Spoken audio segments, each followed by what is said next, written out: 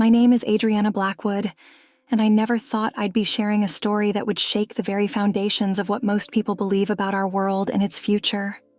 At 52, I was living what appeared to be an ordinary life in suburban Minnesota, working as a high school counselor and raising 2 teenagers with my husband Mark. Like many, we attended church occasionally, said grace before meals, and I considered myself spiritual, but not particularly devout. That all changed after my encounter with death, and more importantly, with the truth about what's coming to our world. That fateful day began like any other. The morning air was crisp, carrying the scent of spring flowers and freshly cut grass. I remember thinking about how perfect the weather was as I left my office at Riverside High School. I'd just finished a particularly rewarding counseling session with a troubled student, and my heart felt light. If I'd known what was about to happen, perhaps I would have savored those last normal moments more intentionally. The accident itself was both sudden and surreal. I was approaching the intersection of Maple and 5th, just 3 blocks from our house. The traffic light had just turned green, and I proceeded forward, already thinking about the chicken I needed to defrost for dinner. That's when everything changed. A delivery truck, its driver distracted by a phone call, ran the red light at full speed. I remember the screech of tires, the flash of metal, and a strange moment of perfect clarity where time seemed to slow down. I saw the truck's grill coming toward my driver's side door, and I had just enough time to think, this is going to hurt. The impact was devastating. The sound of crushing metal and shattering glass filled my ears. And then, silence. Complete and absolute silence. What happened next would forever change my understanding of reality, truth, and the cosmic battle that's about to unfold on Earth. I found myself floating above the accident scene, watching with detached fascination as first responders arrived. It was the strangest sensation, like watching a movie where I was both the audience and the main character. I could see my body, slumped over the steering wheel, blood trickling from a gash on my forehead. The paramedics worked with urgent precision, their faces etched with concentration as they carefully extracted me from the wreckage. "No pulse!" one of them shouted, immediately beginning chest compressions. I watched as they laid my body on the asphalt, the afternoon sun casting long shadows across the scene. A growing crowd of onlookers gathered, their faces a mixture of horror and morbid curiosity. Among them, I recognized Mrs. Henderson from the grocery store, her hand pressed against her mouth in shock. The paramedics continued their efforts, working with practiced efficiency. "Clear!" Another shock from the defibrillator sent my body arching upward, but my heart remained still. Time seemed to lose all meaning as I watched them work, their movements becoming increasingly desperate. That's when everything changed.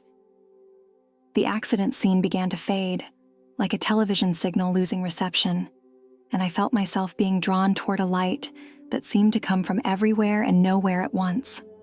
The light was unlike anything I'd ever experienced, not harsh or blinding, but rather a living radiance that seemed to pulse with pure love and intelligence. It filled me with a peace so profound that all earthly concerns simply melted away. As I moved toward the light, I became aware of a presence. No, more than a presence. Standing before me was Jesus Christ himself, and yet he was nothing like the paintings or statues I'd seen in churches. His appearance defied earthly description. He was both physically present and somehow more than physical, radiating a love so pure and powerful that it brought tears to my eyes. His eyes held an eternity of wisdom, and when he looked at me, I felt completely known, understood, and loved beyond measure. "Adriana," he spoke, his voice resonating through my very being. "What you are about to witness must be shared with others. The time is shorter than many realize, and my people need to understand what is coming." Taking my hand, Jesus led me through what felt like a veil of pure light. The sensation was extraordinary, like stepping through a waterfall made of living energy. The warmth flowed through every part of my being, and I felt more alive than I ever had in my physical body. As we emerged on the other side, the world around us transformed into what looked like a vast amphitheater of light, where scenes from both present and future played out before us like living holograms. "Watch carefully," Jesus said, his voice carrying both authority and deep compassion. "I will show you the great deception that is coming, how it begins, how it spreads, and how it will attempt to ensnare even my most devoted followers." The first vision materialized before us in stunning clarity. I saw our world descending into a period of unprecedented crisis. Natural disasters struck with increasing frequency and intensity, earthquakes that shattered cities, floods that swallowed coastlines, and storms that devastated entire regions. But these were just the beginning. "These events," Jesus explained, "will create the perfect conditions for the deceiver to emerge. People will be desperate for solutions, for someone to restore order from chaos." I watched as a global economic collapse unfolded. Stock markets crashed simultaneously across the world. Digital banking systems failed, and currencies lost their value overnight. People who had been wealthy found themselves suddenly destitute. The middle class disappeared almost entirely. Civil unrest erupted in cities across the globe. The scenes were horrifying. Ordinary people fighting over basic necessities, neighborhoods turning into war zones, and governments struggling to maintain order. "Observe carefully," Jesus directed, "how these crises are not random. They are orchestrated, like pieces being moved on a cosmic chessboard." Then I saw him, the one Jesus identified as the Antichrist. He appeared first as a relatively unknown figure in European politics, but his rise to prominence was meteoric. He was unlike any leader I'd ever seen, a man who appeared to be in his early 40s, with features that somehow seemed familiar to people of all ethnicities. His physical appearance was striking but not overwhelming. It was his presence that captured attention. When he spoke, his voice carried a hypnotic quality that seemed to reach into people's souls. I watched as he addressed the United Nations during the height of the global crisis. His words were masterfully chosen, weaving together themes of unity, peace, and human potential in a way that resonated with everyone, regardless of their background or beliefs. "Pay attention to his words," Jesus instructed. "Notice how he speaks partial truths, but twisted just enough to lead people away from me." I listened as this man spoke about spirituality in a way that seemed to embrace all religions while subtly undermining their core beliefs. He quoted from the Bible, the Quran, the Bhagavad Gita, and other religious texts, but always with slight reinterpretations that altered their original meaning. He spoke of Christ, but not as the exclusive way to salvation. He mentioned God, but as an impersonal force rather than a loving Father. The vision shifted, and I saw how this leader began implementing what he called the Global Harmony Initiative. It started with practical solutions to worldwide problems. He introduced new technologies that could purify water instantly, systems that could produce food in any climate, and energy solutions that seemed to defy the laws of physics. "These miracles of technology," Jesus explained, "will be one of his most powerful tools of deception. People will believe he is solving problems that humanity has struggled with for millennia." I watched as he unveiled a new economic system that promised to eliminate poverty and ensure fair distribution of resources. It began with a global digital currency, marketed as a solution to the economic collapse. The system was brilliant in its design. It eliminated corruption, prevented theft, and ensured complete transparency in all transactions. But then Jesus showed me the darker purpose behind these innovations. The economic system became a tool of control. Every transaction, every purchase, every financial decision was tracked and monitored. People's spending habits were tied to their social credit scores, which also factored in their behaviors, relationships, and even their thoughts as expressed on social media.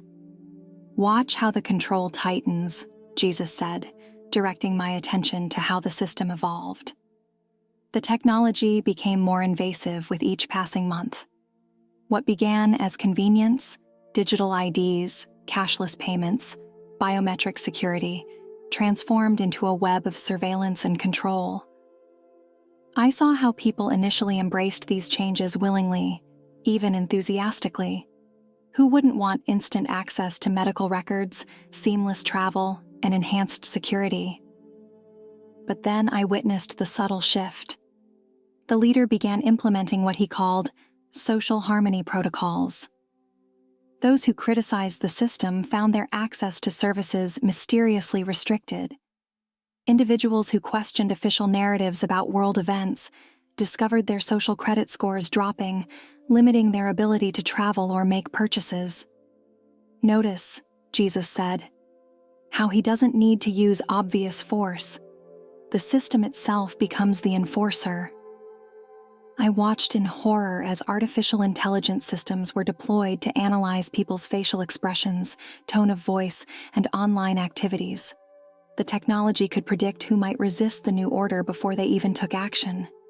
Those identified as potential disruptors found themselves isolated, their friends and family gradually pulling away, afraid of having their own social scores affected by association. The leader's technological miracles became more dramatic.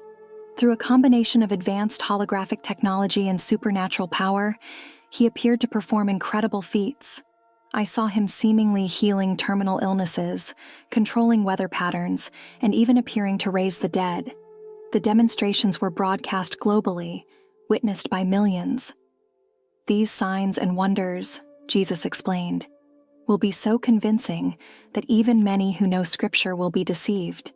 They will say, "Surely this is the one who will bring peace to earth." But the most chilling aspect was how he began to transform religion itself. He spoke of a new spirituality that would unite all faiths. I watched as he stood in Jerusalem, speaking words that seemed to bridge centuries-old divisions between religions. Muslims, Jews, and Christians found themselves drawn to his message of unity and universal truth. He began rebuilding the temple in Jerusalem, but not as it had been. This new temple was designed to accommodate all faiths, with spaces for various forms of worship. It was an architectural marvel that seemed to defy physics, incorporating materials that changed color and form, responding to the thoughts and emotions of those within. "This is how he will deceive many of my people," Jesus said sadly. "He will not appear to oppose faith. He will seem to fulfill it. Many will believe he is ushering in the kingdom of God on earth." I saw how this leader used advanced neurotechnology to create spiritual experiences. People could put on special devices that triggered profound mystical states, making them feel connected to what they believed was the divine. These experiences were so powerful that many abandoned traditional faith in favor of this new, technologically mediated spirituality. The vision shifted to show me how resistance to his rule would be handled. It was subtle at first. Those who refused to embrace the new system found themselves increasingly isolated. They couldn't buy food in stores, couldn't hold jobs, couldn't access medical care. Their children were barred from schools. But it wasn't presented as persecution. It was all done in the name of public health and safety. "The mark he will require," Jesus explained, "will seem logical and beneficial. It will be presented as a way to ensure security, health, and prosperity. Many will not recognize it for what it truly is, a pledge of allegiance to his system that separates them from me." I saw how this mark would be implemented, a sophisticated blend of digital identity and biotechnology.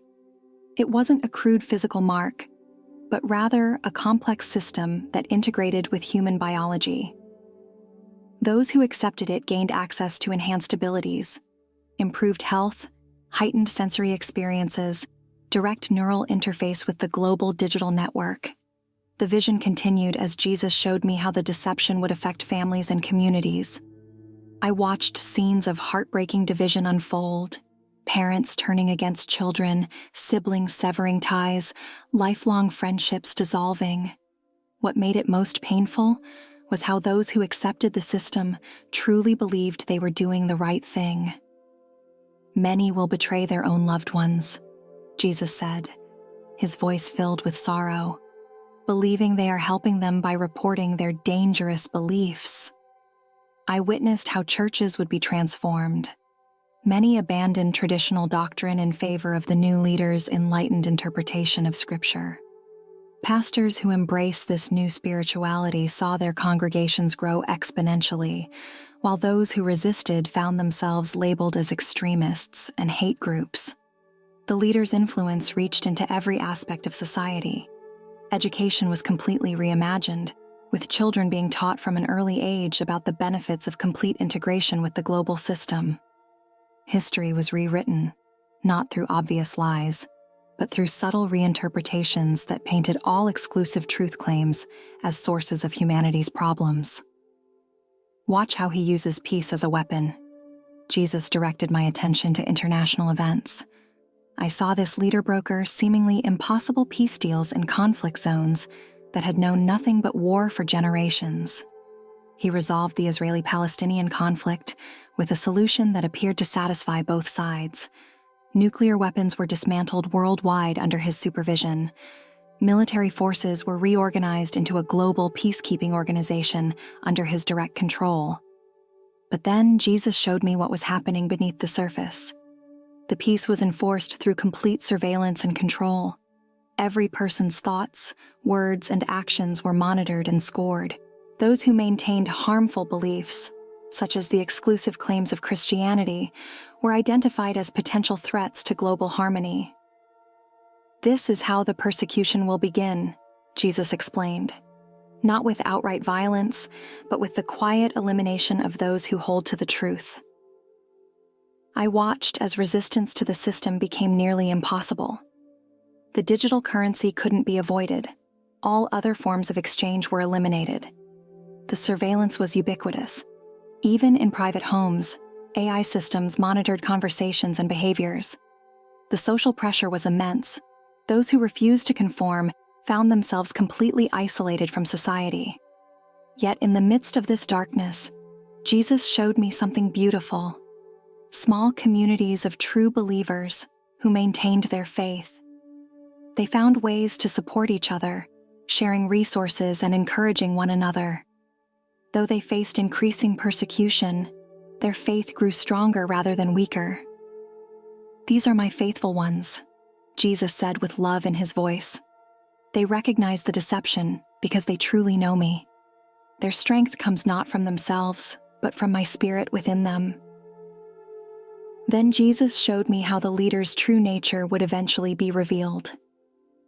After consolidating his power and eliminating all serious opposition, his message of tolerance and unity would give way to demands for absolute worship.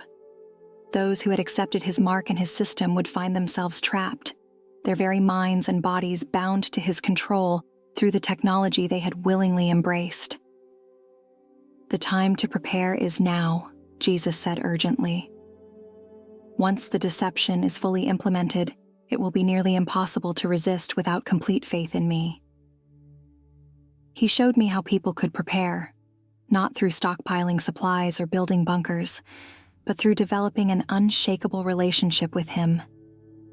Those who truly knew his voice, who had hidden his word in their hearts, who had learned to rely on his spirit, these were the ones who would recognize the deception.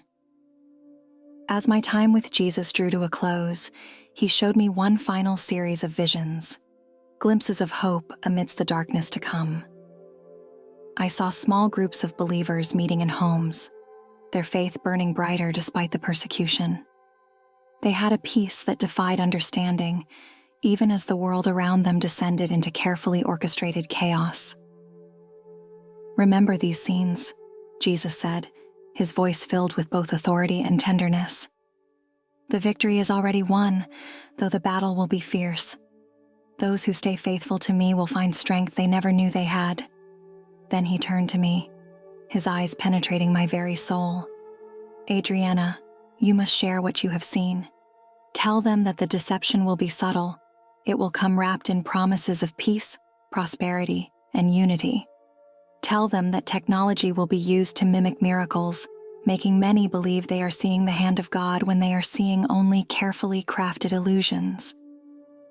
How will they believe me? I asked, overwhelmed by the weight of this responsibility. Some will not, he replied gently.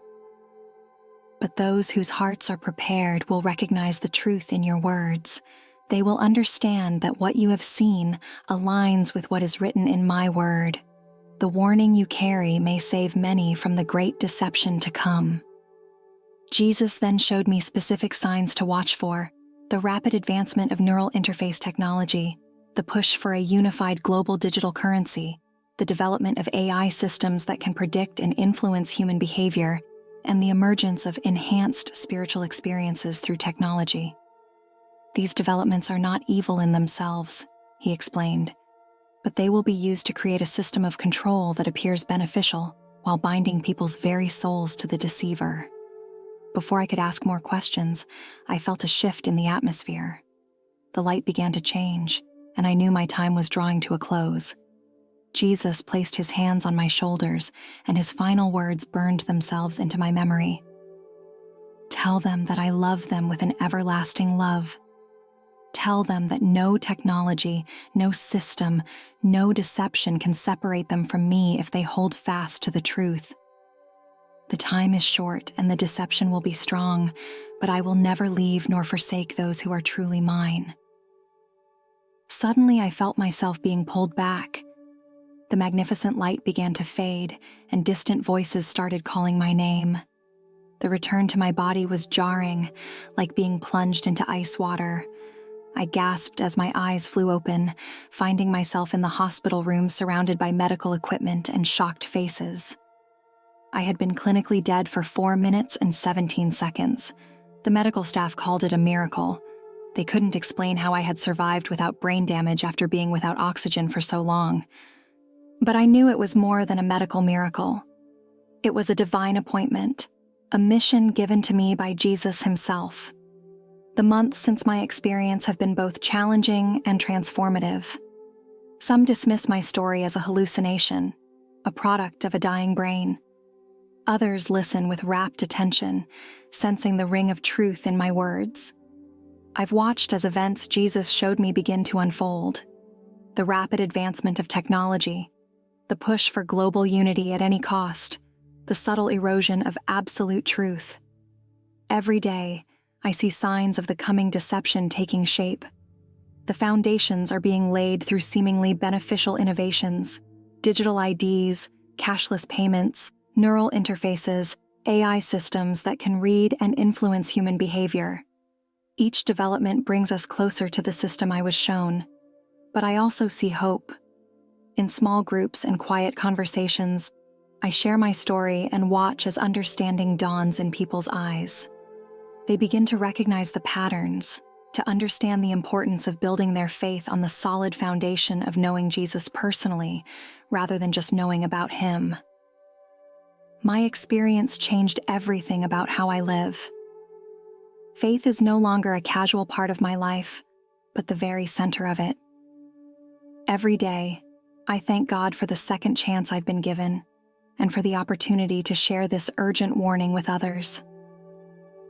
My prayer is that those who read this will take it to heart and draw closer to Jesus while there is still time. For those who doubt my story, I can only say this: watch and pray. Pay attention to the signs Jesus revealed. The deception is coming, but so is he, and in that truth lies our ultimate hope and victory. The time for fence-sitting is over. The choice before us is clear. Will we build our lives on the unchanging truth of Jesus Christ, or will we be swept away by the coming deception? The answer to that question will determine not just our earthly fate, but our eternal destiny.